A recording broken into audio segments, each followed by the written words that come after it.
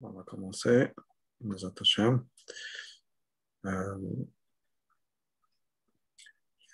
Donc, bonsoir à tous et à toutes. On est à peu près une semaine, un peu plus d'une semaine de Gimel Tammuz. Ce Shabbat, c'est déjà le Shabbat avant Gimel Tammuz. Et donc, c'est le moment, je pense, pour commencer à se préparer.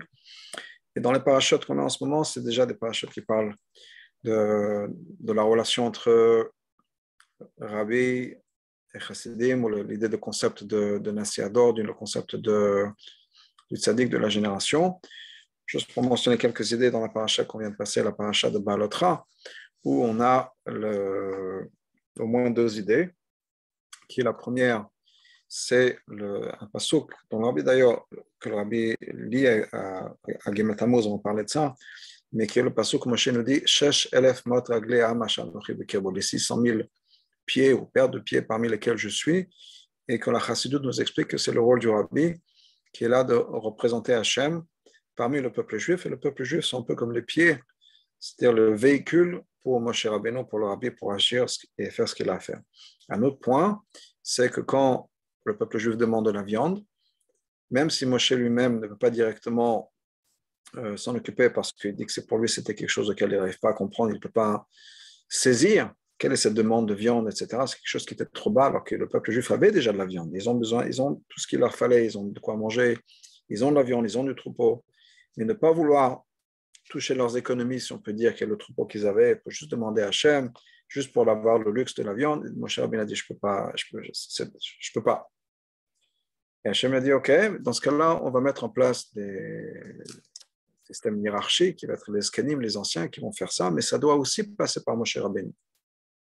Donc, comme s'il y a des choses qui sont trop basses pour Moshe Rabbeinu, et c'est lui qui va faire en sorte qu'il va mettre en place ces intermédiaires, et comme le pasteur nous dit, faire en sorte que l'esprit de Moshe repose sur ces anciens-là, sur les Skenim, et grâce à l'esprit de Moshe qui va être en eux, ils pourront à leur tour s'occuper du peuple juif. Donc c'est aussi le fait que tout passe au bout du compte par Moshe Rabbeinu, et comme on le sait, le Zohar nous dit que Moshe Rabbeinu, c'est pas juste la personne, mais c'est dans chaque génération, il y a l'équivalent de Moshe Rabbeinu dans chaque génération. Moshe Rabbeinu étant le Ra'aya Me'emna, le Zohar nous dit, le berger fidèle de Hachem, et bien dans chaque génération, on a ce berger fidèle. Dans la paracha de Shlach, c'est bien sûr les envoyés de Moshe Rabbeinu.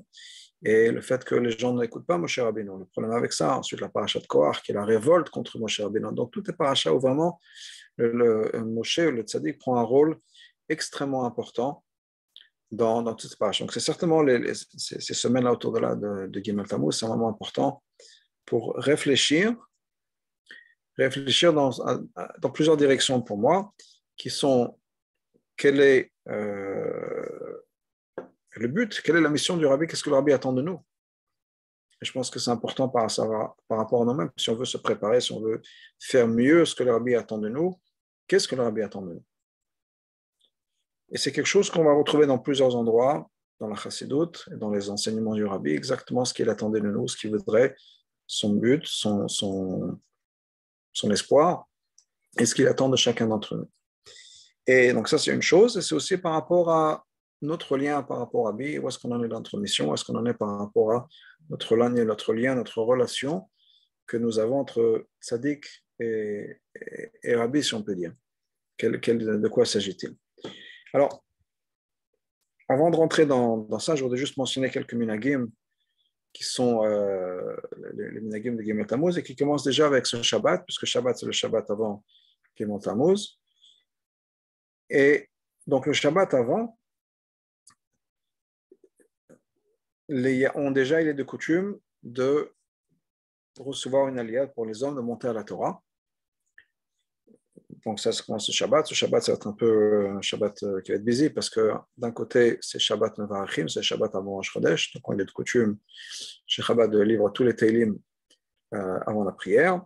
En même temps, il faut recevoir une aliyah. Donc il y aura pas mal de choses à faire. Bien sûr, un jour de Fabrienne, puisque c'est Shabbat Mevarachim. Et c'est un jour où on fait un Fabrienne, plus le Shabbat avant Gimel Tammuz, on fait aussi Fabrienne. On se prépare, c'est comme ça qu'on se prépare. En se réunissant ensemble, en parlant, en partageant des choses qui sont précieuses. Je pense que ce serait bien d'avoir, et je le souhaite, d'avoir un endroit où ce partage, ce Farbrengen, soit un endroit où on peut vraiment s'ouvrir à partager nos questions, nos doutes, nos angoisses. C'est quelque chose qui est important de pouvoir le faire et qui est un peu l'idée d'un Farbrengen. C'était surtout ça l'idée d'un Farbrengen, c'est vraiment un endroit d'échange. Un endroit d'échange, on peut se sentir en sécurité, en partageant nos angoisses et nos doutes, etc. Et c'est quelque chose d'important. C'est quelque chose d'important de pouvoir réfléchir aux questions que nous avons, de pouvoir partager ce qu'on dit. J'ai vu un mot qui était publié dans la Sichat HaShavua de cette semaine, qui est une histoire avec le rabbi de Gour, le premier rabbi de Gour, qui disait la chose suivante. Elle était voir un ami à lui. Et quand il va voir son ami, c'était le Chidush Harim, qui était le premier rabbi de Gour, il arrive chez son ami, qui s'appelait Rabbi Yaakov Aryeh, et il voit qu'il n'est pas de bonne humeur, il est un peu triste, un peu déprimé. Et il lui dit, Rabbi Yaakov, qu'est-ce qui se passe? Pourquoi tu es déprimé? Et c'était à peu près cette période de l'année, donc les parachutes de Balotra, Shlach. Et ce Rabbi Yaakov, il répond au Rabbi de Gour, il dit, c'est quoi? On est en train d'étudier la paracha, c'est Avera après Avera, que des fautes. Faute après faute, après faute, après faute. C'est déprimant de voir toutes les fautes. Et le Chidush Harim, le rabbi de Gour, lui répond, il dit, mais regarde, de toutes ces fautes-là, on a fait toute une Torah. C'est-à-dire que c'est vrai qu'il y a des fautes, mais ces fautes-là, c'est dans l'enseignement. C'est-à-dire, notre Torah est bâtie sur quoi? La Torah est bâtie pas juste sur la perfection, pas juste sur le fait que tout va bien et que tout se passe bien et que tout est au mieux dans le meilleur des mondes. La Torah, c'est aussi regarder les fautes qui se sont passées, apprendre, corriger, mais être capable de voir qu'il y a des choses effectivement qui ne sont pas parfaites, sur lesquelles on a besoin de travailler. Je partage avec vous une histoire que j'aime beaucoup, qui a beaucoup de messages pour moi, qui est l'histoire d'un chassid du Admor HaZaken, du premier rabbi de Chabad, le Baratania, Mishnah Zaman. Et ce chassid-là s'appelait Rabbi Elazar. Et ce Rabbi Elazar, c'était quelqu'un qui habitait à Jérusalem, dans la vieille ville de Jérusalem. Quelqu'un de très, très, très bien, vraiment quelqu'un de religieux et de bien, était une bonne personne, sérieuse, toutes les malotes dont on peut penser, toutes les choses correctes, les belles choses dont on puisse penser, vraiment quelqu'un de très, très bien. Et puis, il ne connaissait pas encore la Chassidut. Un Shabbat après-midi, après la Tfila, le matin, fini, je ne sais pas, vers midi, midi et demi, je ne sais pas à quelle heure ils ont fini la Tfila, il se promène, donc il rentre chez lui, et il passe devant la synagogue Chabad de la vieille ville. Les fenêtres étaient ouvertes et il entend quelqu'un qui fait un discours. Il entend des mots, une idée qu'il n'avait jamais entendue, donc il s'arrête devant la fenêtre et il écoute la dracha de cette personne, il écoute ce que la personne dit. Et ça le fascine. Il reste devant cette fenêtre-là à écouter toute la dracha, le temps que ça a pris. Une fois que la dracha est finie, il rentre dans la synagogue. Il demande à quelqu'un, mais qui c'est ce monsieur? On lui explique. Il explique que c'est un envoyé de Rabbi Shlomo Zaman, un envoyé du Admor HaZaken. Et on lui explique aussi que l'Admor HaZaken envoyait fréquemment et régulièrement des gens en Israël pour amener de l'argent, puisque par l'intermédiaire de Kolel Chabad, l'Admor HaZaken ramassait de l'argent en Europe et envoyait cet argent en Israël pour aider les communautés en Israël. L'économie n'était pas très forte en Israël, il n'y a pas grand-chose au niveau travail, etc. Donc il y avait de l'argent, il dépendait beaucoup d'argent qui venait de l'extérieur. Donc, le rabbi envoyait ce messager pour partager, pour amener cet argent. Et en même temps, bien sûr, une fois que la personne était là, sur place, il partageait avec les gens, les chassidim, les enseignements du Admor HaZaken. Et donc, voilà ce que vous entendez, c'est les enseignements de Rabbi Shlomo Zaman, le rabbi, notre rabbi, en Europe. Il est fasciné. Il est fasciné, il demande à la personne avec qui il parle, il dit, mais est-ce qu'il va encore donner un autre shiur, répéter notre rachat? Il dit, oui, cet après-midi, à Soudash Lishit, ici, il va répéter un autre mama, répéter un autre discours du rabbi. Alors, il revient pour Soudash Lishit, il est vraiment, il est gloué, il est collé à cet enseignement-là. Alors, il demande, est-ce qu'il y aura quelque chose ce soir? On dit, oui, effectivement, ce soir, après Shabbat, il y a un Melavé Malka chez monsieur un tel et un tel, il va aussi parler.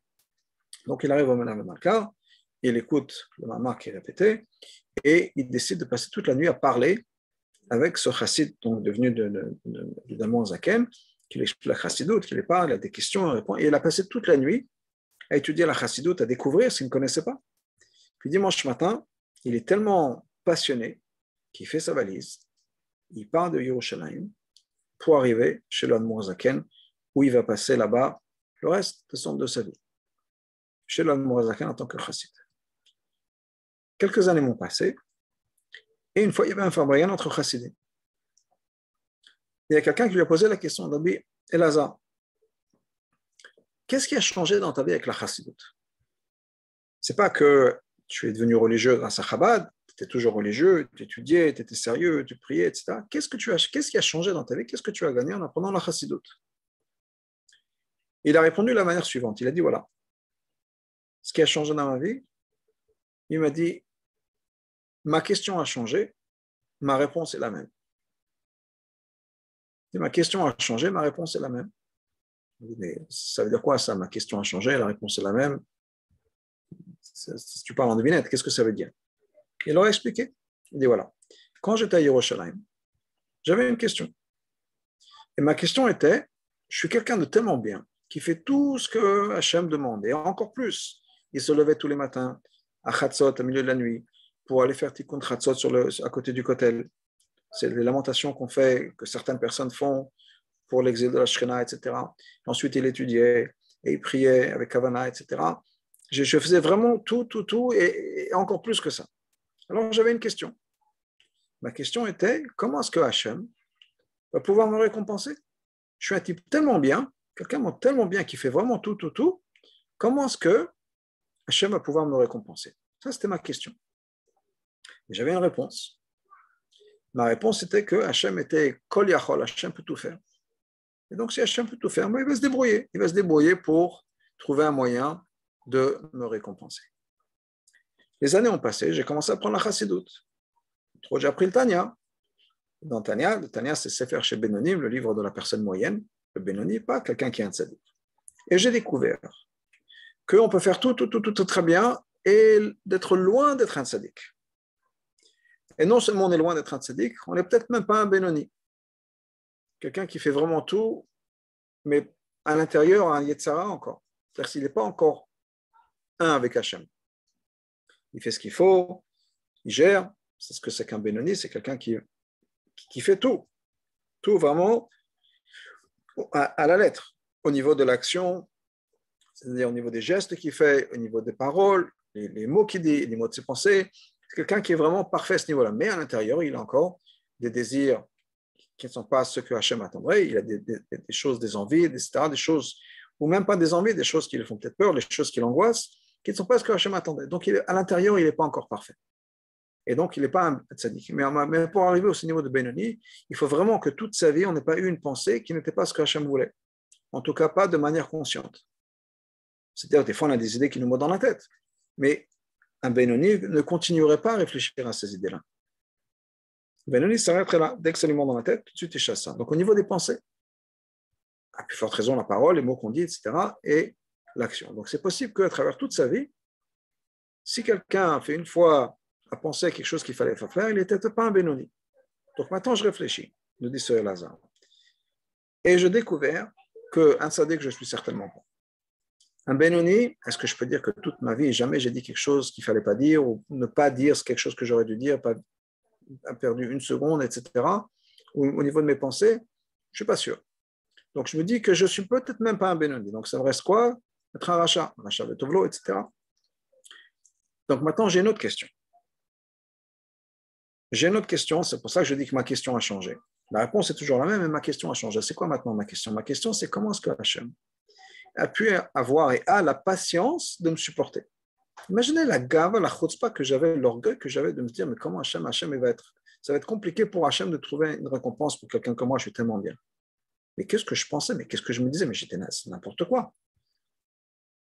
Donc ma question maintenant, c'est comment est-ce que Hachem a la patience de supporter un idiot comme moi, avec un orgueilleux comme moi? Comment il fait ça? Et j'ai une réponse. Ma réponse est que Hachem peut tout faire. Et donc Hachem trouve aussi un moyen de supporter la chutzpah et la gava que j'avais, l'orgueil que j'avais. Pourquoi est-ce que je vous raconte cette histoire? Je vous raconte cette histoire parce que, pour moi, une des leçons que j'apprends de cette histoire, c'est que ce qui est important, ce n'est pas nécessairement les réponses qu'on a. Avec ou sans la chassidoute, il avait la même réponse. Hachem peut tout faire. Ce qui a changé dans sa tête, c'était ses angoisses, ses questions. C'est-à-dire qu'il avait toujours des questions. Mais le genre de questions qu'il avait était différent en fonction de la personne qu'il était. Donc, on a des angoisses, on a des choses qui nous préoccupent en disant « je ne suis pas parfait », c'est normal. On n'est pas parfait. Non seulement on n'est pas parfait, il n'y a pas d'attente de perfection. On sait très bien, vous connaissez les Midrashim qui nous disent que Hachem nous donne le nombre de jours dont on a besoin pour accomplir notre mission. C'est-à-dire que tant qu'une personne est en vie, la mission n'a pas encore été accomplie. Il y a encore des choses à accomplir. C'est-à-dire qu'on n'est pas encore parfait. Donc, il n'y a pas de problème, il n'y a pas de raison de se sentir pas bien, on n'est pas parfait. On n'est pas censé être parfait, on est censé travailler sur ça. Si on apprend le Tanya, on apprend qu'effectivement, être parfait à 100%, ce n'est pas nécessairement donné à tout le monde. Ce qui est donné à tout le monde, c'est de faire des efforts. Ça, oui, de devenir une meilleure personne. Mais d'avoir des angoisses, d'avoir des choses sur lesquelles on n'est pas encore 100% confortable, etc., des insécurités et plein de choses, c'est absolument normal et il faut juste pouvoir gérer avec. Et un femme ça devrait être, c'est pas toujours possible. C'est dommage, parce qu'on n'est pas toujours en confiance avec les gens qui sont autour de nous, etc. Mais c'est comme ça, c'est la réalité du monde. Mais un femme en théorie, c'est d'avoir justement cet endroit-là où on se sent en sécurité de pouvoir partager ce qu'on a vraiment sur le cœur. Des fois, c'est pas le femme c'est pas un endroit public. Des fois, c'est entre amis, où on peut vraiment s'ouvrir, partager avec son HPA, son Rav, quelle que soit la situation. Mais c'est toujours bien d'avoir un contexte avec lequel on peut vraiment s'ouvrir, et partager, et parler des choses sur lesquelles on sent qu'on a besoin de travailler, on n'est pas encore à 100% confiant, etc. Et donc, c'est l'idée d'un fabrienne. Ça peut être un fabrienne avec 2 personnes, ça peut être un fabrienne avec plusieurs dizaines de personnes, mais le concept de fabrienne, c'est ça, c'est le moment où on peut vraiment, et j'ai très haut yazo, on peut s'entraider, et pour pouvoir s'entraider, il faut qu'on puisse se parler aussi, c'est-à-dire qu'on puisse s'ouvrir et se sentir en confiance de s'ouvrir. On ne peut pas nécessairement contrôler les autres, mais on peut contrôler soi-même dans le sens où, s'il y a quelqu'un qui veut nous parler, soyons là pour cette personne-là, sans juger. Soyons à l'écoute de la personne. S'il y a quelqu'un qui veut s'ouvrir à nous, ce serait une bonne chose de juste pouvoir écouter, sans penser moins de cette personne ou pas. Il y a quelqu'un qui était voir le rabbi, un monsieur qui était invité par un chaliar, par son chaliar, à rentrer en yichidut chez le rabbi, pas quelqu'un de religieux, pas quelqu'un de Chabad, et entre autres, cette personne demande au rabbi, qu'est-ce que c'est qu'un rabbi? Alors, le rabbi lui répond, un rabbi c'est un ami. Alors, ce monsieur est un peu déçu, un ami. C'est pour ça un rabbi, des amis, il a dit au rabbi, des amis, j'en ai plein. C'est ça qu'un rabbi c'est tout, c'est juste un ami. Et le rabbi lui répond, vous savez monsieur, peut-être que vous et moi définissons le mot ami de manière différente. Qu'est-ce que c'est pour vous un ami? Alors ce monsieur répond, un ami c'est les gens avec qui on passe du temps, on s'invite, on va manger chez eux, ils viennent manger chez nous, le dimanche on va faire du golf ensemble, des fois on part en vacances ensemble. Parce que c'est qu'un ami, on bavarde. Alors il lui dit effectivement, on a des définitions différentes pour le rôle d'un ami. Pour moi un ami c'est quelqu'un qui quoi qu'il arrive et quoi qu'il apprenne de vous, ne pensera jamais moins de la personne que vous êtes. Parce qu'il est là pour vous. Et que vous pouvez lui dire n'importe quoi, ça ne va rien changer au niveau de la perspective qu'il a de vous. Ça, pour moi, nous dit le rabbi, c'est un ami. Et l'ami le plus vrai qu'on a, c'est le rabbi. C'est quelqu'un à qui on peut vraiment ouvrir son cœur, en sachant que ce n'est pas quelqu'un qui va nous juger, ce n'est pas quelqu'un qui va penser quelque chose de négatif de nous, il va être gêné pour nous ou autre chose. Au contraire, il est là pour nous aider. Il est là pour nous aider. Et on a besoin d'être pour les autres, encore une fois, on ne peut pas contrôler nécessairement les autres, on a besoin d'être cet ami pour les autres. S'il y a quelqu'un qui veut nous parler. Et les autres, ça peut être nos enfants, ça peut être nos épouses, ça peut être nos épouses. Quand ils veulent nous parler, qu'ils sachent qu'on peut dire quelque chose à papa, à maman, qu'on peut dire quelque chose à mon mari ou à ma femme, ils vont respecter ma douleur, respecter mon angoisse, On dirait, oh, écoute, franchement, t'exagères, ça va, avance. Non, quelqu'un qui va être là pour nous, qui va être là en disant comment est-ce que je peux aider, est-ce qu'il y a quelque chose que je peux faire, je t'écoute, ça doit être difficile, je ne sais pas comment tu fais pour tenir le coup, quels que soient les mots qu'on va trouver, mais qu'on soit présent pour cette personne-là, que la personne ne se sente pas jugée, mais au contraire, épaulée. Ça, c'est un Fabrienne, encore une fois, le Fabrienne, ça peut être beaucoup de monde, ça peut être encore une fois un petit comité, mais c'est l'idée d'avoir ça. Je dois rajouter que des fois, on peut avoir un Fabrienne avec soi-même. Il y a une histoire que la personne qui avait raconté cette histoire, maintenant c'était publié par Jem, et c'est sur les vidéos, mais il y a une personnalité importante de nos jours aux États-Unis, dans le judaïsme américain, qui s'appelle le rabbin Weinreb. Weinreb, il était le directeur de l'organisation du OU. OU, c'est la cacheroute, mais c'est beaucoup plus que la cacheroute, mais entre autres, c'est la cacheroute, le O, le U à l'intérieur. Et c'est une organisation très importante, juive et juive aux États-Unis. Et donc, lui, il était le directeur de ça, c'était un rave, mais dans sa jeunesse, il était rabbin dans une communauté beaucoup moins importante. Il était aussi, il a fait un diplôme de psychologie. Et à un moment, il avait la trentaine, si je ne me trompe pas, et il était dans le Maryland, un des États des États-Unis, pas New York, et il avait une question. Il ne savait pas trop dans quelle direction s'orienter. Il était d'un côté psychologue et thérapeute, et il avait une pratique qui marchait apparemment assez bien, et de l'autre côté, il était en même temps rabbin aussi. Et il ne savait pas trop dans quelle direction avancer.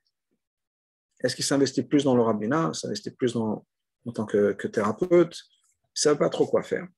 Et il avait aussi des questions par rapport à sa relation avec Hachem. Et il avait honte de parler avec qui que ce soit, des gens qu'il connaissait, parce qu'il a dit les gens vont me juger, c'est difficile. Et donc il voulait prendre quelqu'un de l'extérieur, et il dit la meilleure personne à qui parler, c'est le rabbi. Il avait déjà eu quelques contacts, quelques échanges avec le rabbi, il a dit je vais demander au rabbi. Dans le rabbi, j'ai confiance. Donc il appelle le secrétariat du rabbi, sans donner son nom. Il appelait le Rav Radakov, secrétaire du rabbi. Il dit voilà, j'ai une question. Je voudrais prendre un rendez-vous avec le rabbi. Et le rabbi, le secrétaire lui dit ça y est, prendre rendez-vous, c'est compliqué, etc. Et il a dit oui, mais j'ai des questions importantes, je suis un peu un carrefour dans ma vie, je ne sais pas trop quoi, je voudrais avoir l'avis du rabbi. Pendant qu'il est en train d'expliquer sa situation au secrétaire, il entend qu'il y a un autre téléphone qui est levé, un autre téléphone qui est levé, il entend la voix du rabbi qui demande au secrétaire un peu de quoi il s'agit. Donc le secrétaire résume un peu la situation au rabbi et le rabbi dit au secrétaire qu'il demande-lui son nom, qu'il est. Alors le secrétaire demande à la personne qui vous êtes. Il n'avait pas dit pour l'instant qui il est. Il a dit voilà, un juif du Maryland. Ce qu'il a répondu, parmi les États des États-Unis, il y a le Maryland. Donc il a dit un juif du Maryland. Donc le secrétaire répète au rabbi, un juif du Maryland. Alors le rabbi dit voilà, dis-lui que dans le Maryland, il y a un rabbin qui s'appelle le rabbin Weinreb. Dis-lui qu'il lui parle. Il a des questions qui sont importantes, quelle direction dans sa vie, qu'il consulte le rabbin Weinreb. Donc le secrétaire répète à ce monsieur qui est au téléphone, c'est lui. Il dit, le rabbi te dit de contacter le rabbin Weinreb. Et il répond au téléphone, mais je suis Weinreb. C'est ça au secrétaire. Quand le secrétaire est un peu perturbé, il répète au rabbi, il dit au rabbi, il dit qu'il est Weinreb. Alors le rabbi le répond tout de suite, mais dans ce cas-là, dis-lui que des fois, il faut avoir une conversation avec soi-même. Donc le secrétaire qui était tellement confus, il répète les mots du rabbi, bien sûr, le rabbi a dit que des fois, il faut avoir une conversation avec soi-même. Donc, c'est ce monsieur Weinreb qui a répété l'histoire. Mais effectivement, des fois, on peut avoir un femme moyenne, si on peut dire, avec soi-même. Ou se parler, réfléchir, parler à voix haute, et parler de notre relation avec Hachem. Donc, ça, c'est ce Shabbat, avoir ce Fabrienne-là. Donc, pour revenir sur les coutumes de Shabbat, donc Shabbat, c'est bien sûr Shabbat Vachim, on a les Teilim, on a donc aussi monté à la Torah, Fabrienne. Ensuite, le jour de Gimel Tammuz, donc qui est être mercredi, dans la nuit de mercredi à jeudi, jeudi dans la journée. Il y a plusieurs choses que le rabbi nous a dit, et les informations qu'on a, ce n'était pas nécessairement pour Gimel Tammuz même, c'était ce que le rabbi avait dit pour l'Aïloula du rabbi précédent. Donc le rabbi nous avait déjà donné les instructions quoi faire le jour de l'Aïloula d'un rabbi, son rabbi. Donc, allumer et avoir une bougie, une veilleuse, en cire d'abeille pendant les 24 heures, de rajouter dans la tzedaka, d'étudier les Mishnayot avec le nom du rabbi, d'étudier bien sûr et d'enseigner les enseignements du rabbi, quelque chose qui sont liés à l'enseignement du rabbi. Le rabbi parlait pour le rabbi précédent aussi d'étudier le Mahamar de Bati Legani. Et je vais revenir à cette idée-là, mais ce que nous faisons maintenant, ce que les Chassidim font, c'est le Mahamar de Ve'ata Tetzaveh, et qui a été donné en Tafshinun Bet, et je vais revenir un peu à l'histoire de ce Mahamar-là, de quoi il s'agit. Donc, d'étudier les enseignements du rabbi, les Mishnayot, et de faire Mifsaïm, de parler avec d'autres personnes sur les enseignements du rabbi, et d'écrire un pan au rabbi, d'écrire une lettre au rabbi. Ça, ce sont des choses importantes, et le rabbi disait, à l'époque, maintenant les choses sont un peu différentes, que si on ne peut pas l'envoyer tout de suite au OL, donc là c'était à l'époque du rabbi précédent, en 1950, donc il y a longtemps, Tafshin Yud, Tafshin Yud Aleph, c'était donc de mettre dans un sefer du rabbi, et ensuite de l'envoyer. Alors de nos jours, avec les communications, il n'y a pas de problème, sur un fax, par email, par WhatsApp, on peut envoyer tout ça au OL, mais d'écrire au rabbi, de se connecter au rabbi. Et je voudrais mentionner quelque chose par rapport à ça, par rapport à écrire au rabbi. Et c'est lié avec une histoire personnelle qui m'est arrivée aussi. Il y a une lettre du rabbi. Le rabbi explique que c'est important d'écrire au rabbi. Et il y a des chassidim, écrit dans cette lettre-là, il y a des chassidim qui n'écrivent jamais au rabbi, à moins qu'il y ait un problème. Quand il y a un problème, ben là, ils écrivent une lettre au rabbi. Et si tout va bien, ils ne sont pas en contact. Et le rabbi continue dans cette lettre-là à dire que si les gens savaient que des fois, la seule raison pour laquelle ils ont des problèmes dans la vie, c'est que Hachem les pousse à écrire au rabbi, parce que c'est important d'écrire au rabbi. Si les gens comprenaient ça, ils écriraient de manière plus fréquente, ils n'auraient pas besoin d'avoir des problèmes dans la vie. Mais étant donné que la seule raison pour laquelle ils vont écrire au rabbi, c'est quand il y a un problème, alors Hachem leur envoie des problèmes, juste pour qu'ils écrivent. Donc, le rabbi dit, c'est tellement un bon conseil d'écrire de manière fréquente et régulière au rabbi. Vous dites des bonnes nouvelles, tout va bien, bon, Hachem, voilà ce qui se passe, on fait étudier le chômage, ma fille a commencé ça, quelles que soient les choses, comment les choses vont dans les affaires, à la maison, etc. Le rabbi demandait toujours d'avoir des bonnes nouvelles, d'autres choses, tout, mais aussi des bonnes nouvelles, et de jamais ne pas mettre de détails. Le Rav Haddad écrit une lettre au rabbi, et il le raconte, il est dans une interview, où il a dit au rabbi, voilà, je ne veux pas prendre le temps du rabbi, je ne veux pas écrire des détails. Je ne veux pas prendre le temps du rabbi. Le rabbi a dit, écoute, toi, tu écris tous les détails, fréquemment, et tu me donnes tous les détails nécessaires. Tu rentres dans les détails. Si je prends le temps ou pas, après c'est ma décision à toi, t'inquiète pas. Tu ne vas pas me prendre le temps que je ne suis pas prêt à consacrer à ta lettre. Donc toi, tu me donnes tous les détails, et le reste, tu me laisses décider si je veux lire, si je ne veux pas lire, etc. Donc ça, c'était quand le rabbi est encore lié à temps et espace, si on peut dire. Maintenant, le rabbi peut lire les lettres du monde en entier. Ce n'est pas une question de temps, il n'y a pas de limite de temps et espace, bien sûr, donc c'est différent. En tout cas, donc c'est un message important. Pourquoi est-ce que je dis que c'était lié avec moi? Je dis que c'est lié avec une histoire personnelle. Parce que, tant que shliach, j'écrivais avant Gimel Tammuz, j'écrivais de manière fréquente au rabbi. Je travaille pour le rabbi. Donc, de temps en temps, on donne un compte rendu au patron, au rabbi. Puis après Gimel Tammuz, je me suis dit, maintenant, le rabbi est dans une autre dimension. Il n'a pas besoin d'avoir une lettre de papier. C'est très bien ce qui se passe directement. Une neshama voit ce qui se passe sur le monde. Il n'a pas besoin d'écrire une lettre au rabbi. Il sait, il est déjà au courant. Et donc, j'ai arrêté d'écrire. Puis, quelques temps après, je ne sais pas si c'était quelques mois ou peut-être un an ou deux après cette décision, on a eu un famragan entre amis, amis de classe, etc., de la yeshiva. Et une des décisions de ce famragan, c'était de continuer, de continuer. Pour moi, c'était de reprendre, d'écrire au rabbi. Mais c'est important d'écrire au rabbi. Alors, j'ai décidé de le faire, bien sûr, parce qu'on avait la décision qu'on a prise au famragan. Alors, j'ai écrit au rabbi. Ce que je faisais, maintenant je le fais un peu moins parce qu'on se sert moins du fax, mais à l'époque, ce que je faisais, c'est que je prenais la lettre je la mettais dans le fax, j'envoyais le fax au OL, et le papier même, l'original, je le mettais dans les grottes Kodesh. Donc, j'envoie mon fax, puis je prends la lettre, je le mets dans les grottes Kodesh. La lettre sur laquelle les grottes Kodesh sont ouvertes, c'est la lettre dont je vous ai mentionné. La lettre que je viens de mentionner, qui est l'importance d'écrire au Rabbi. Donc, maintenant que j'ai pris la décision de réécrire, de reprendre mon habitude d'écrire au Rabbi, je vois cette lettre-là du Rabbi qui me dit que c'est important d'écrire au Rabbi, etc. Donc, quelque chose d'important de le faire.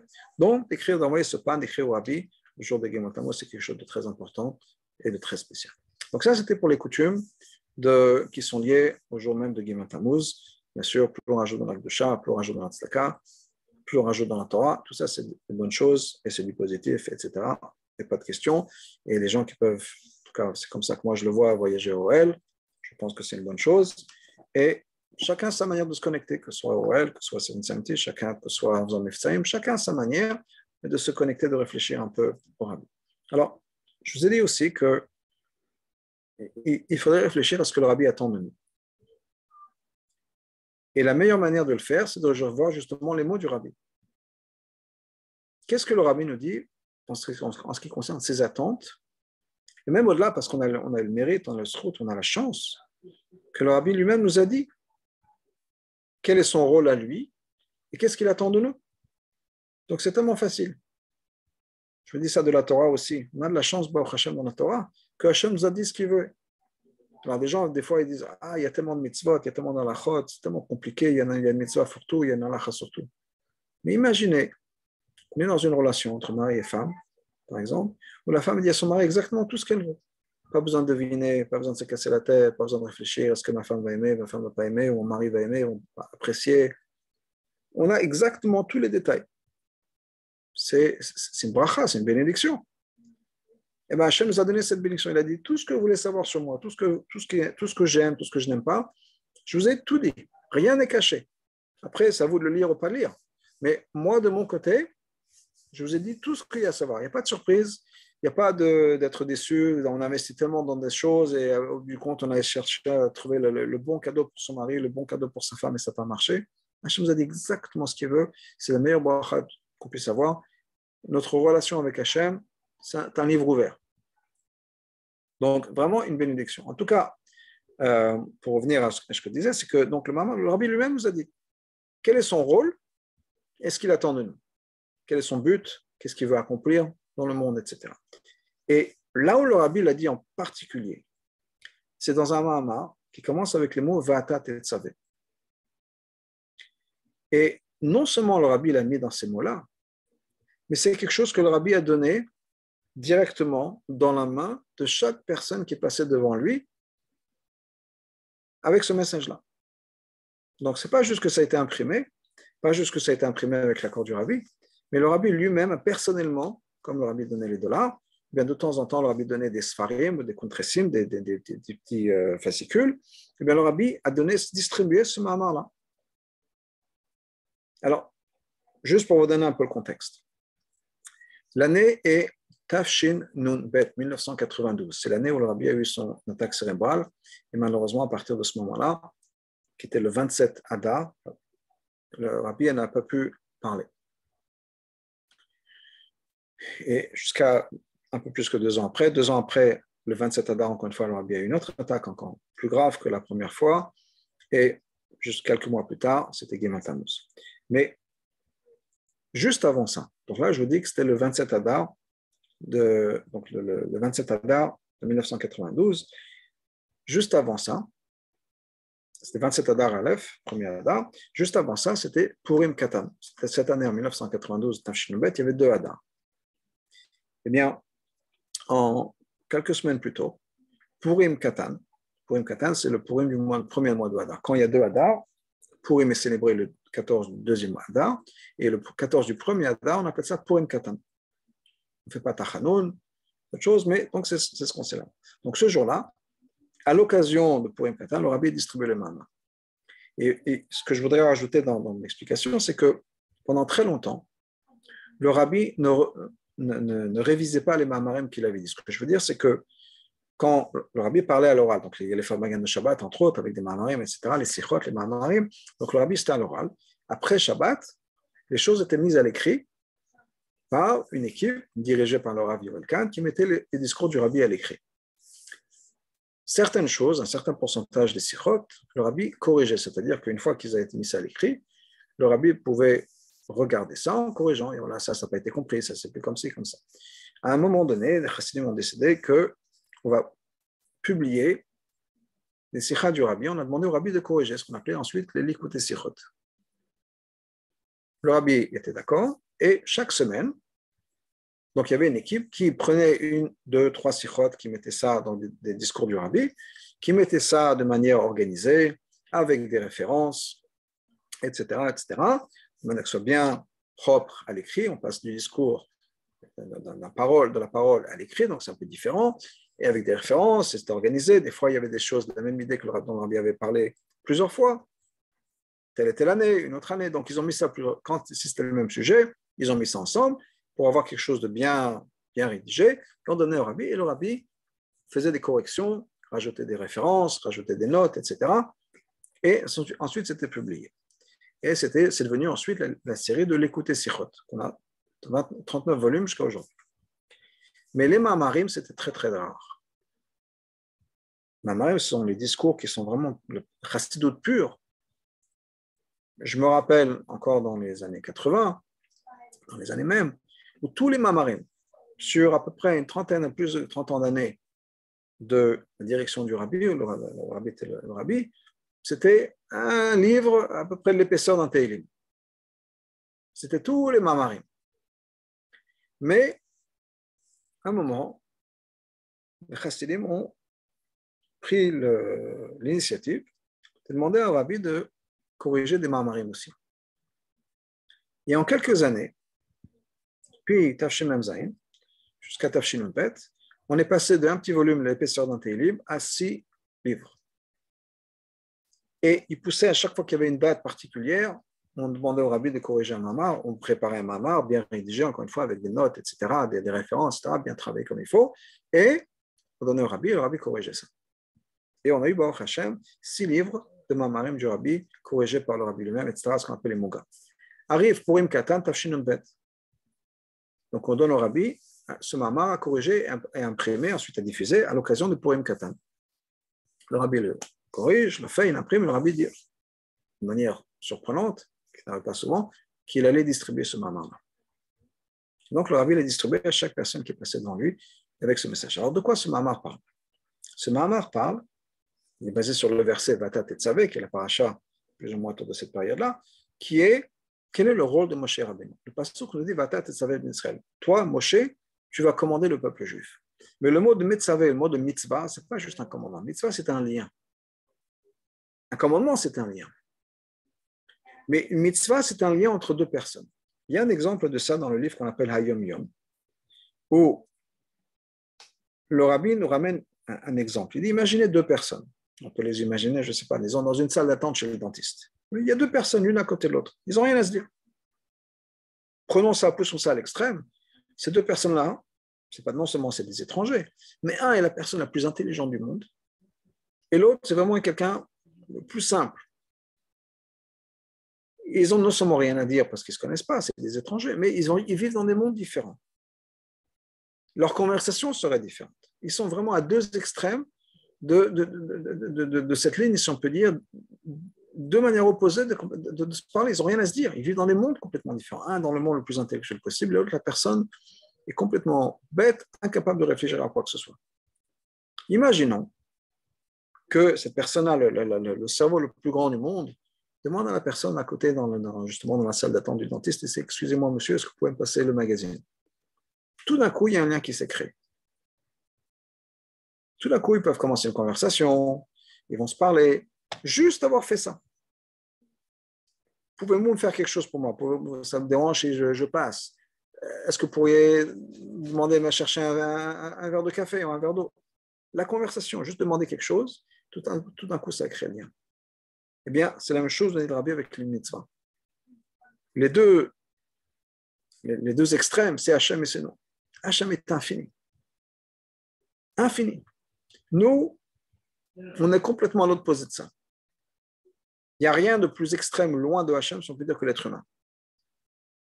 On est beaucoup plus proche, et d'une certaine manière, on est beaucoup plus, encore pire que ça, on est beaucoup plus proche d'un grain de sable que de Hachem. Pourquoi? Parce qu'un grain de sable, il a un début, il a une fin, il a été créé, comme nous.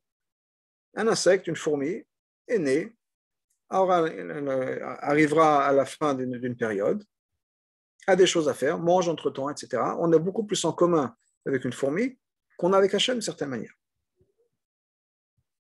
Imaginez avoir une conversation avec une fourmi. C'est ridicule. Comment est-ce qu'on pourrait imaginer avec l'infini avoir une conversation avec l'infini? Mais malgré tout, Hachem nous a donné ce cadeau avec cette mitzvah-là qu'on a un lien. On a ce lien. Une mitzvah, c'est une opportunité de créer un lien avec Hachem. Donc quand le pasuk nous dit Vata tetzavet, toi Moshe, tu vas commander le peuple juif, c'est pas juste tu vas commander le peuple juif, tu vas unir le peuple juif. Tu vas unir le peuple juif avec Hachem. Tu vas unir le peuple juif avec eux-mêmes. C'est-à-dire que le rôle de Moshe, nous dit le Rabbi dans ce moment-là, c'est quoi? C'est de mettre les gens en contact avec l'essence même de leur âme. L'essence de leur âme. On est en contact avec l'essence de notre âme. Ça veut dire quoi être en contact avec l'essence de notre âme? D'abord, ça veut dire qu'on est en contact avec le divin à l'intérieur de nous. Ça, c'est sûr, et c'est quelque chose qui est très important. Et ça va beaucoup plus loin que ça. L'essence de notre âme, c'est la partie de nous-mêmes qui est connectée avec Hachem de la manière la plus profonde, la plus pure et la plus inchangeable. Je vais m'expliquer. C'est quelque chose qui est unique, qui ne fait que un avec Hachem. On vit notre vie en étant très souvent influencé par l'extérieur. De manière positive, de manière négative, on est influencé par l'extérieur. On réagit à ce que le monde à l'extérieur de nous pousse ou influence. C'est-à-dire, des fois on est heureux parce qu'il y a quelque chose autour de nous qui s'est passé qui nous rend heureux. Des fois on est triste ou on est vexé, on est fâché, on est en colère à cause de quelque chose qui s'est passé autour de nous. Des fois on se comporte d'une certaine manière parce qu'il y a quelqu'un qui nous regarde. On connaît la fameuse expression de Rabbi Yochanan ben Zakkai qui a dit à ses élèves avant de quitter ce monde-là, il a dit, je vous souhaite d'avoir aussi peur de Hachem que vous ayez peur des gens. Et Tamid dit, mais t'es un peu surpris, il a dit, c'est tout, pas avoir peur d'Hachem plus que ça. Il a dit, non, c'est déjà pas mal. Parce que quand quelqu'un fait une bêtise, il regarde autour de lui, il dit, j'espère que personne ne me regarde. Mais Hachem, il est là. Si on prenait conscience du fait qu'Hachem était aussi là et qu'on respecte Hachem aussi autant que si on avait quelqu'un qui nous regarderait, on serait déjà pas mal. Donc c'est un vieux problème, mais on est influencé par ça. Chazal nous dit que si Réhouven avait su que son histoire avec la vente de Yosef, etc., que ça a été écrit dans la Torah, il aurait agi de manière différente. Pourquoi est-ce qu'il aurait été influencé par l'extérieur? Dans le positif. Il y a la pression du groupe qui fait que la pression de la communauté, quand tout le monde fait la même chose, ça aide. C'est difficile d'aller à la contre-courant de tout le monde. Donc, on est influencé de plein de manières, positives et négatives. On est influencé par l'extérieur. Des fois, le Rabbi donne cet exemple, par exemple en Russie, à l'époque de la Russie communiste, il y a des gens qui étaient prêts à donner leur vie pour Hachem.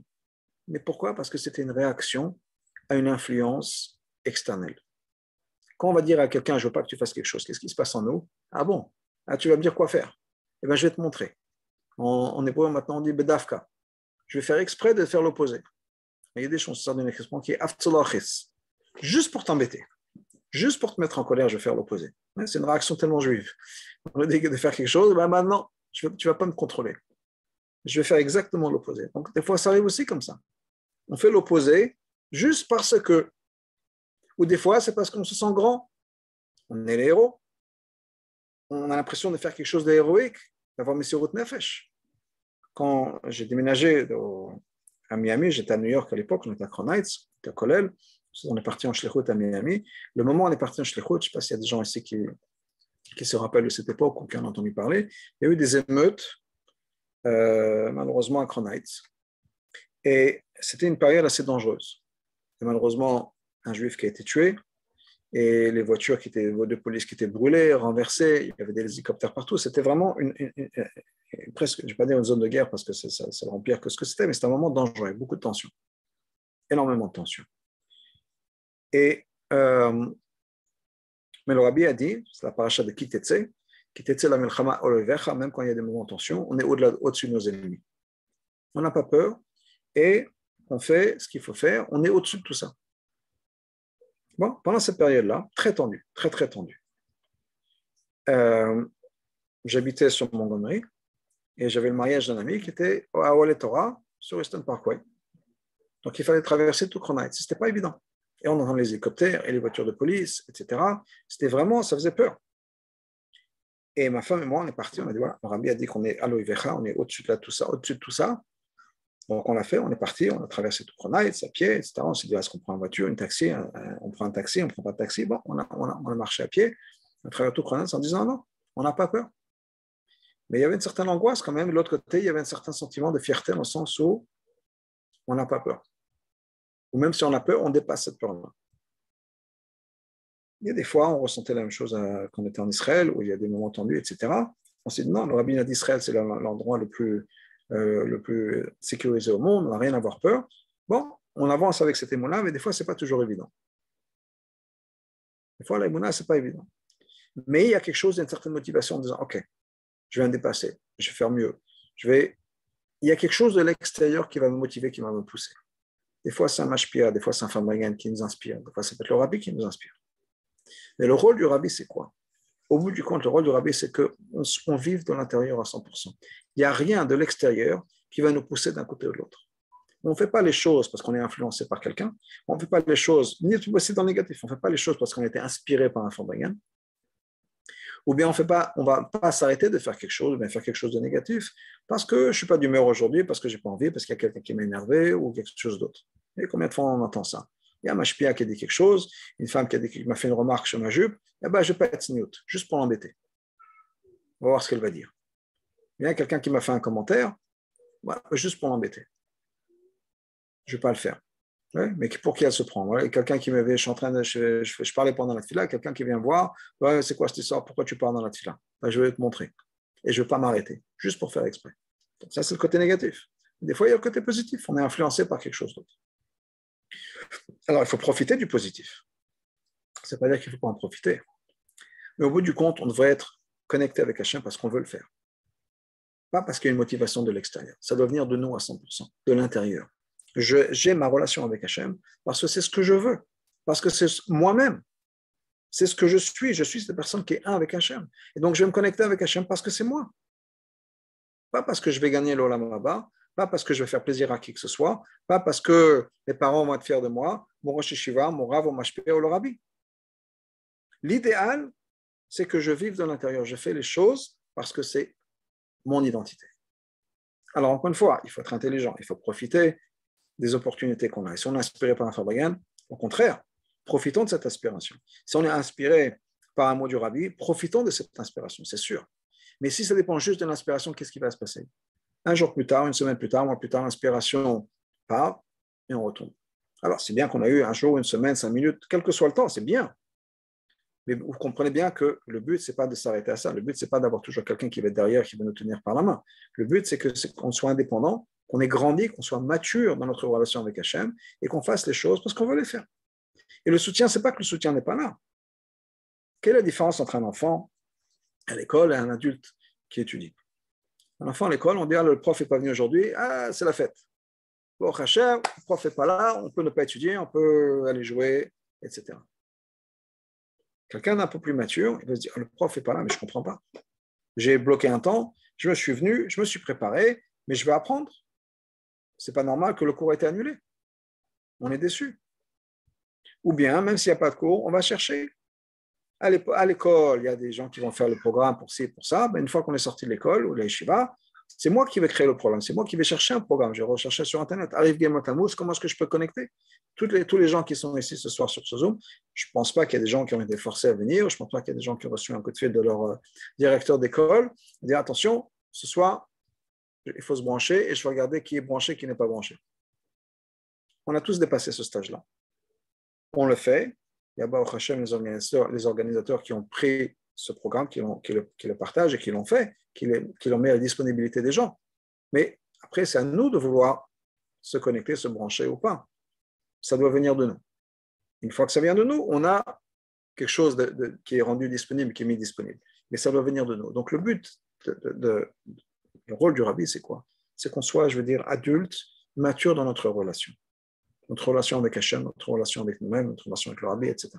On ne fasse pas les choses parce soit on est inspiré, soit parce qu'on nous l'a demandé ou on nous l'a forcé. Et un des exemples de ça à travers l'histoire, et il faut voir que l'histoire progresse aussi, mais un des histoires que le rabbi nous dit dans ce Mamar Vatat Tetzavé, c'est regarder la différence entre l'histoire de Purim et l'histoire de Matan Torah. Qu'est-ce qui se passe Matan Torah? Matan Torah, on nous dit qu'Hachem nous a forcé à accepter la Torah. Alors qu'est-ce que ça veut dire qu'Hachem nous a forcé? Les mots de Chazal, c'est quoi? C'est que Hachem a pris le mont Sinaï, il nous a mis sur la tête du peuple juif, il a dit voilà, vous avez le choix. Soit vous acceptez la Torah, soit peut-être que je vais laisser glisser la montagne et que pouf, vous allez vous retrouver enterré sous la montagne. Vous avez le choix. Soit vous acceptez la Torah, soit vous allez vous retrouver sous la montagne. Ils ont fait le choix intelligent. Et ils ont décidé d'accepter la Torah. Ou bien l'interprétation chassidique de cette histoire, c'est que Hachem a fait tellement de miracles. Hachem s'est révélé à nous de manière tellement profonde et tellement belle, etc. C'est comme le prince charmant qui arrive sur son cheval blanc, qui va sauver la princesse en détresse. Dans cette histoire, c'est le peuple juif du donjon qui est l'Égypte. Et Hachem nous fait sortir de ça, il nous met sur son cheval blanc, et après il nous dit, est-ce que tu veux te marier avec moi? Qu'est-ce qu'on va répondre? Bien sûr qu'on a répondu oui. Avec tellement de révélations spirituelles, tellement de miracles qu'Hachem a fait pour nous, comment est-ce qu'on aurait pu dire non? Donc on était sous l'influence, on était complètement ivre d'amour et de remerciements et de tout ce qui s'est passé pour Hachem. Alors oui, on a dit oui. Est-ce que c'était vraiment nous, ou bien est-ce que c'était tout ce qui était autour qui nous a poussés? Mais il est possible de dire qu'on a été forcé d'accepter la Torah, soit forcé vraiment parce que Hachem a mis la montagne sur nous, soit parce qu'on était forcé parce qu'on n'a pas le choix, on ne peut pas dire non à quelqu'un qui a tout fait pour nous. Et quoi qu'il arrive, ce n'était pas vraiment quelque chose qui venait de nous. Et d'ailleurs, la Gemara nous dit que avec cette histoire de Matan Torah, il y a eu une grosse lettre. Attention, la Torah n'a peut-être pas été acceptée de bon cœur. Peut-être qu'on a été forcé à accepter la Torah. Eh bien, le jour où on a vraiment à 100% accepté la Torah, nous dit la Gemara, c'est le jour de Purim. C'est à l'époque de Mordechai, à l'époque de Purim. Pourquoi? Là-bas, la situation était l'opposé. Là-bas, la situation était, vous avez le choix, comme Matan Torah, mais c'était le choix inverse. Soit vous acceptez la Torah, ou bien vous restez fidèle à la Torah judaïsme et vous mourrez, soit vous abandonnez le judaïsme et vous restez en vie. C'est la première fois dans l'histoire, depuis la sortie d'Égypte, on a ce choix à faire. Malheureusement, on a eu d'autres fois à travers l'histoire. Mais c'était la première fois, on a eu ce choix à faire. Accepter la Torah au péril de notre vie, ou bien sauver sa vie, mais abandonner la Torah. C'est l'opposé de Matan Torah. Matan Torah, pour sauver sa vie, qu'est-ce qu'il fallait faire? Accepter la Torah. Pour sauver sa vie, qu'est-ce qu'il fallait faire? Rejeter la Torah. Si on rejette la Torah, on ne fait plus partie des décrets contre les Yehudim, contre les Juifs. Pas une personne a refusé la Torah, a rejeté la Torah. Tout le monde est resté fidèle au judaïsme, tout le monde est resté fidèle à la Torah. Et là, Chazal nous dit, la Gemara nous dit, c'est le moment où on a vraiment accepté la Torah. Parce qu'on ne l'a pas fait parce qu'on était inspiré par quelque chose d'autre, on ne l'a pas fait parce que on a été poussé d'une manière ou d'une autre, au contraire. Au contraire. On l'a fait parce qu'on a voulu le faire. Et c'était pas qu'on n'a pas accepté la Torah au moment de Matan Torah pour sauver sa peau. La preuve, c'est que si c'était juste pour sauver sa peau, on aurait rejeté la Torah. On ne l'a pas fait. Parce qu'on veut rester fidèle à la Torah, c'est ça le judaïsme, c'est ça le peuple juif, on reste fidèle à la Torah. Et non seulement on l'a accepté au moment de Purim, mais ce que le rabbi nous dit, c'est quelque chose d'extraordinaire. On l'a accepté quand? Ce passouk-là, c'est un passouk dans la Migla, qui nous dit que le peuple juif a accepté ce qu'il a commencé à faire. On avait déjà commencé à faire la Torah, mais là on l'a accepté vraiment. Il se retrouve après le décret d'Aman, après qu'on a fini l'histoire. C'est-à-dire, il n'y a plus de crise maintenant. On s'est débarrassé des antisémites, on s'est débarrassé des nazis de l'époque. Tout va bien. Tout va bien. Il n'y a aucun problème. La vie est belle. Et on a tendance des fois, quand la vie est belle, de ne pas penser à Hachem. Souvent, on pense à Hachem quand il y a des problèmes.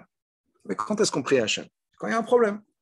Le moment où le problème est résolu, on a tendance un peu à rebaisser. On prend un achlatot, on prend des bonnes décisions, etc. Mais une fois que le problème est passé, ben souvent, on tombe un petit peu.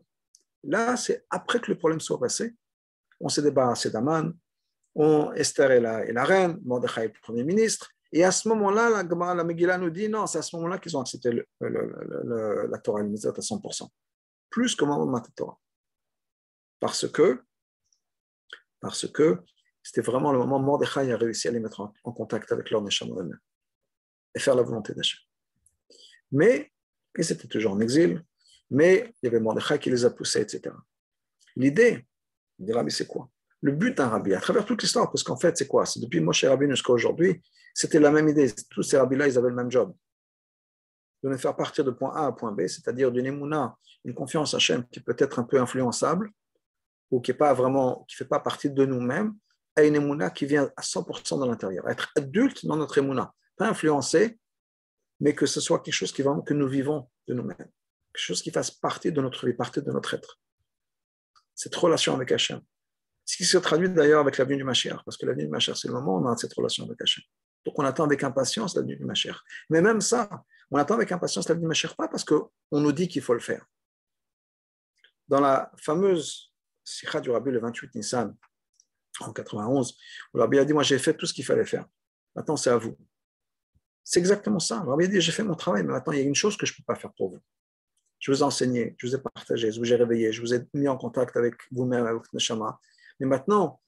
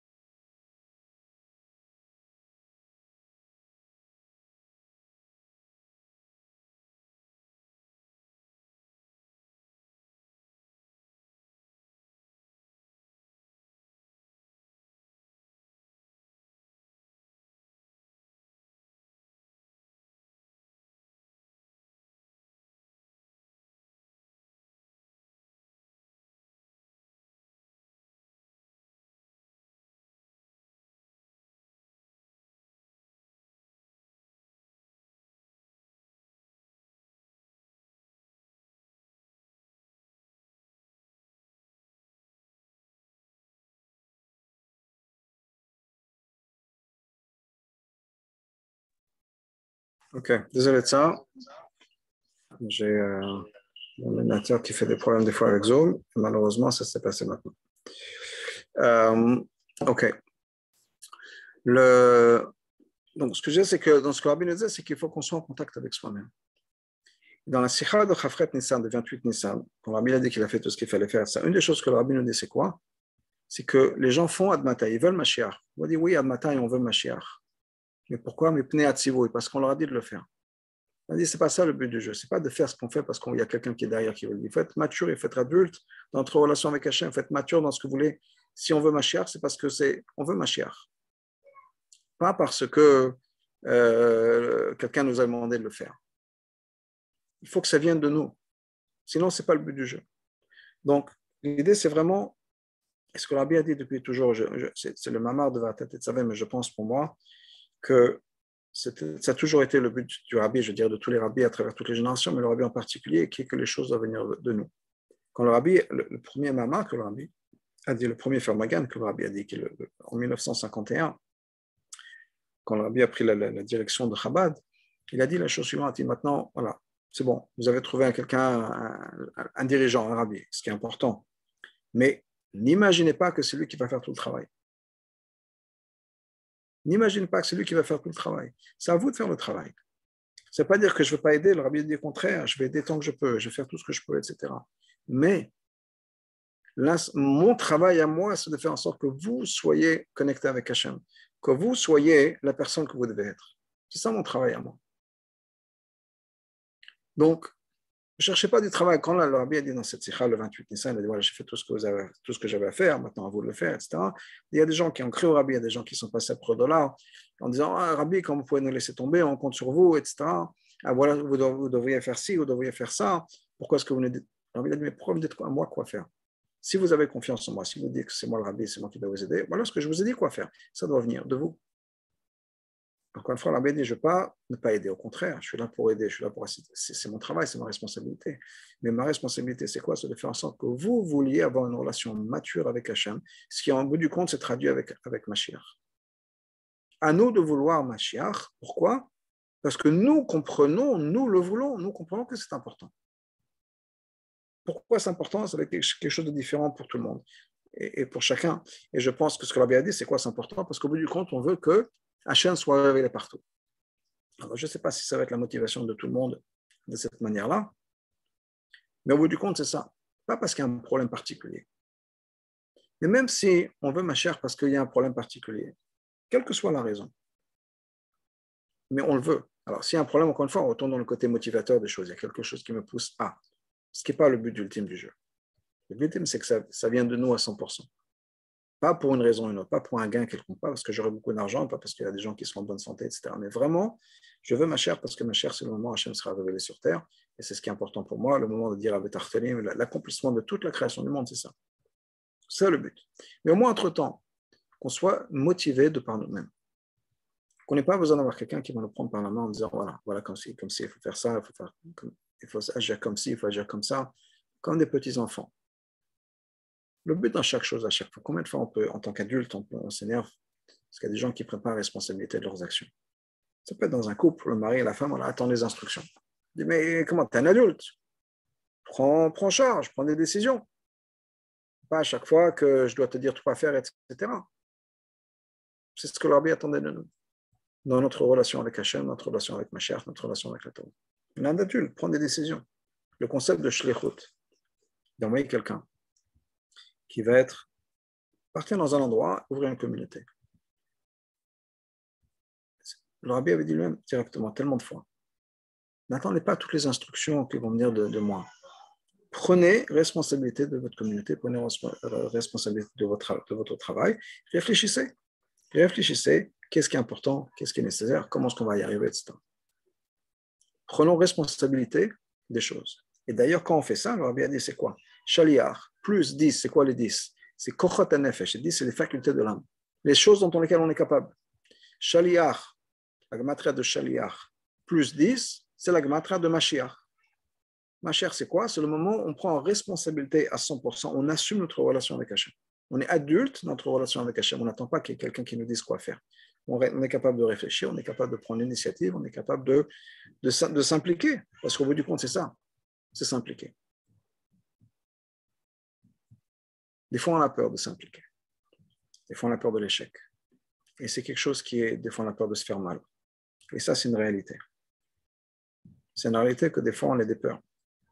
Mais ce qui est important, c'est d'essayer.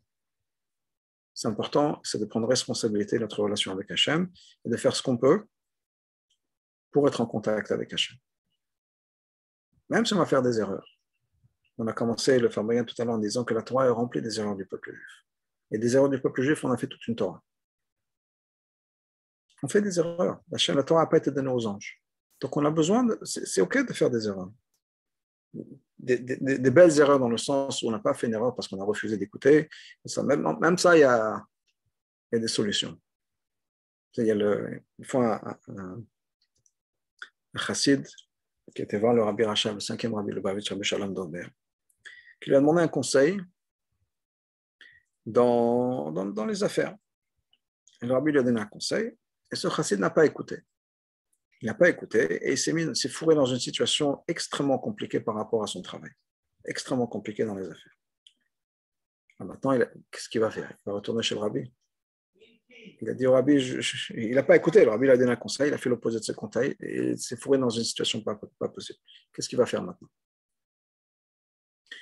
Mais il n'y a pas le choix. Chez qui il va être? Donc il est retourné chez le Rabbi. Alors il rentre en Yechidot chez le Rabbi, et le Rabbi le regarde, et qu'est-ce que tu veux? Il dit, voilà, je voudrais raconter au Rabbi une histoire. Il lui dit, OK, j'écoute ton histoire. Et voilà l'histoire. Il a dit, il y avait dans le shtetl, dans le village, il y avait le voleur du village. Le ganav, le voleur du village. Et il allait voler de maison en maison. Puis un jour, il passe par la cheminée. Il est minuit, 1h du matin. Il rentre par la cheminée dans une maison. Il tombe à l'intérieur de la maison et se trouve face à face avec le rave du village. Le rave du village est en train d'étudier. Il voit quelqu'un qui tombe de la cheminée. Il le regarde. Il dit, qu'est-ce que tu fais là? C'est quoi cette histoire? Il dit, je suis venu poser une question. Ah, ok, tu viens poser une question. Et c'est quoi la question? La question, c'est comment est-ce que je me sors de cette situation? Donc, c'est l'histoire qu'il raconte au Rabbi Rachab. Il dit, je me suis fourré dans une belle situation. Je suis venu vous poser la question, comment est-ce que je m'en sors? Bon, le Rabbi a souri, il a dit, regarde. Il y a 3 genres de personnes qui viennent me voir pour des conseils. Je ne suis pas homme d'affaires, ce n'est pas mon monde. Mais il y a 3 genres de personnes qui viennent me voir. Il y a un groupe de gens qui disent, le Rabbi a le roi HaKodesh, le Rabbi voit des choses, Hachem lui parle, il peut voir le futur, il sait ce qui va se passer. Donc il me pose des questions. Il y a des gens qui se disent, le Rabbi, il est très intelligent, extrêmement intelligent. Donc il doit réfléchir à des choses, il doit penser à des choses, voir des conséquences, des résultats, même si moi je ne sais pas. Mais le Rabbi, c'est quelqu'un d'extrêmement intelligent, je vais lui poser la question. Il y a un 3e groupe qui dit que le Rabbi, il voit des gens du monde entier. Il y a des gens qui rentrent, qui lui posent des questions, etc. Donc le Rabbi a une connaissance de tout ce qui se passe. Donc il a cette vision, si on peut dire, du monde, disons, du monde des affaires, entre autres, où il sait ce qui se passe. Donc, il a des bons contacts, etc. Je peux faire confiance à son conseil. Donc, quoi qu'il arrive, le Rabbi Rachab lui dit, quoi qu'il arrive, si on te donne un conseil, c'est quand même une bonne idée d'écouter. C'est de faire confiance. Bon, après, le Rabbi a dit comment résoudre son problème, etc. Il lui a donné un conseil, etc. Mais donc, ce que je veux dire, c'est que, bon, le Rabbi veut qu'on prenne des décisions. Alors, bien sûr, c'est une bonne chose d'écouter ce que le Rabbi a dit, etc. Mais de réfléchir, sans trop faire d'erreurs. Encore une fois, les erreurs, elles arrivent. Il n'y a pas de souci à ce niveau-là. Mais d'agir, d'avoir confiance. Une leçon de la paracha de cette semaine des Meraglim, c'est d'abord d'avoir confiance en soi. Les Meraglim, un des problèmes des Meraglim, comme les commentaires nous expliquent, c'est qu'ils n'avaient pas confiance en eux, ils n'avaient pas confiance en Hachem, ils n'avaient pas confiance en Moshe. L'idée, c'est qu'on pourra rentrer en Israël. Ils ont dit non. Ça fait trop peur. Ça fait trop peur de rentrer en Israël. Pour X raisons, sans rentrer dans les détails, ce n'est pas un chose sur la paracha, mais ça fait trop peur de rentrer dans ça, dans la terre d'Israël. Il faut avoir confiance en soi, il faut avoir confiance en Moshe, il faut avoir confiance en Hachem. Moshe nous a dit, on va rentrer en Israël. Hachem nous a dit, on rentre en Israël. La seule chose, c'est de trouver le meilleur moyen de le faire. Bon, on trouve le meilleur moyen de le faire. Ah, on ne voit pas un moyen qui est extraordinaire. C'est pas grave. On trouve le meilleur, le moins pire. Donc, il y a des erreurs qui vont se faire, c'est pas si grave. Il ne faut pas avoir peur des erreurs qu'on va faire nécessairement. Il faut réfléchir, ce n'est pas dire qu'il faut aller avancer la tête dans le mur, mais ne pas être paralysé à cause des erreurs. Prendre une décision, consulter son Rav, son Mashpia, ses amis, en fonction de ce qu'on a besoin, écrire un Rabbi, demander une bracha, et avancer. Ce qui est important, c'est d'avancer. Donc, juste pour conclure ce que je voudrais dire, ce que j'essaye de dire, le message que j'essaye de faire passer, c'est que on a besoin de prendre responsabilité de notre travail d'attachement. Même s'il y a des gens autour de nous qui sont là pour nous soutenir dans tout ça. Il y a des rabbanim, il y a des mashpim, il y a des shluchim, il y a tout ce qui serait le cadre, si on peut dire, de notre vie. Mais c'est à nous d'aller les voir.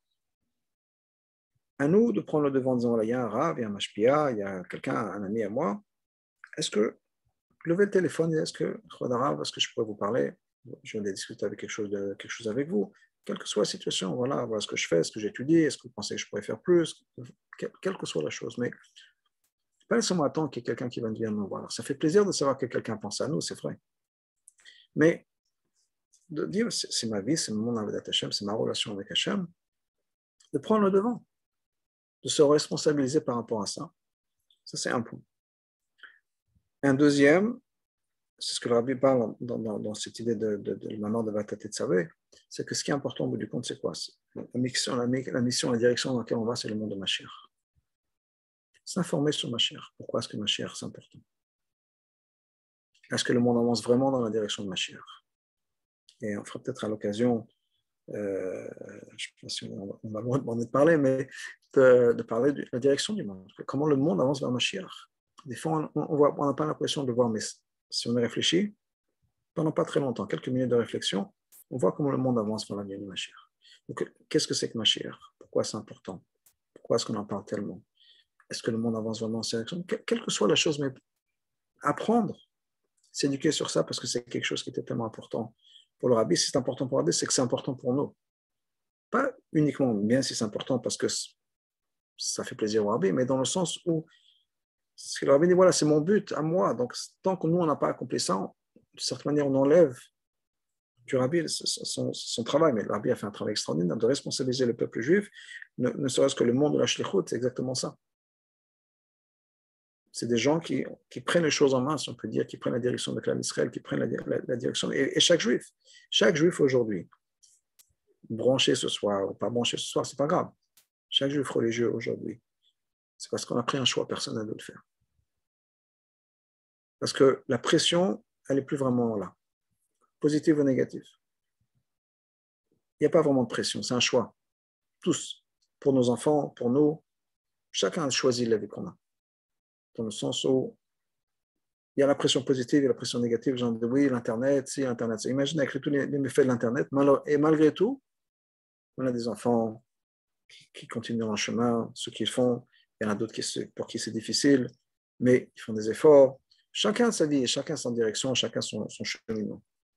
Mais chaque personne qui est connectée, c'est parce que quelqu'un est connecté, parce qu'il veut ou elle veut le faire. Donc vraiment, respecter ça et avancer dans cette direction. Donc prendre responsabilité et se dire on est des gens bien. On est des gens bien. Le Rabbi, je suis sûr à 100% que le Rabbi nous regarde, il sait se faire bringen, et de manière générale, le Rabbi est fier.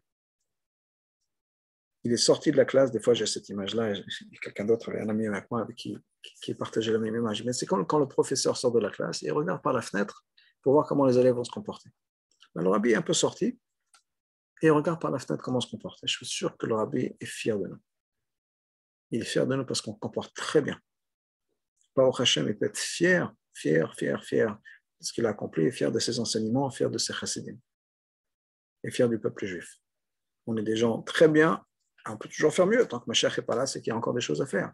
Mais on peut vraiment se dire voilà, bravo, Chazak, on continue, on avance, tant que Mashiach n'est pas là, on ne s'arrête pas, mais on peut être fier de soi-même, fier de tout ce qu'on a accompli. Et s'il y a des challenges, s'il y a des difficultés dans la vie, pas s'inquiéter, ça arrive, c'est pas grave. C'est pas grave. Si on a des questions, si on a des angoisses, si on a des moments difficiles, il y a des gens qu'on peut contacter si on a besoin d'aide, mais pas trop s'angoisser, avancer, se respecter dans le sens, oui, j'ai des angoisses, et c'est normal. Et on a parlé des gens qui ont des angoisses à travers toute l'histoire, et depuis la création du monde, il n'y a pas de souci à ce niveau-là. On doit se respecter, on ne va pas se dire, ah non, c'est pas grave, tu es un idiot ou une idiote, tu as des angoisses. Non, j'ai des questions, j'ai des choses qui me dérangent. Ben, je vais réfléchir, je vais travailler. Ça ne veut pas dire que je me parlais, ça ne veut pas dire que je ne fais pas ce qu'il faut entre-temps. Mais je suis capable de dépasser ça, je suis capable de mettre mes questions de côté, et j'aurai une réponse, je n'aurai pas de réponse, mais j'avance à faire ce qu'il faut. Donc que Dieu fasse, je n'ai pas de chem avec moi, mais que Dieu fasse le courrier, on puisse vraiment être en contact avec sa neshama, être fier de soi, se sentir inspiré, se sentir ayant le pouvoir et la force de continuer à avancer. Parce que des fois, on se sent seul, des fois, on se sent isolé, des fois, on se sent qu'on n'a pas la force. On a la force en nous. On a une neshama qui est chelek elokam mamash, un bout d'Hachem, qu'on puisse tous avancer, faire ce qu'on a besoin de faire, être en contact avec notre neshama, vivre comme notre neshama le veut. Et si Dieu veut qu'on fait tous nos efforts, on pourra accomplir ce qu'on a à accomplir, faire venir Mashiach, que Bezrat Hashem, déjà ce Gimel Tammuz, on pourra célébrer avec le Rabbi dans le Beth Amikdash à Yerushalayim. Bonsoir.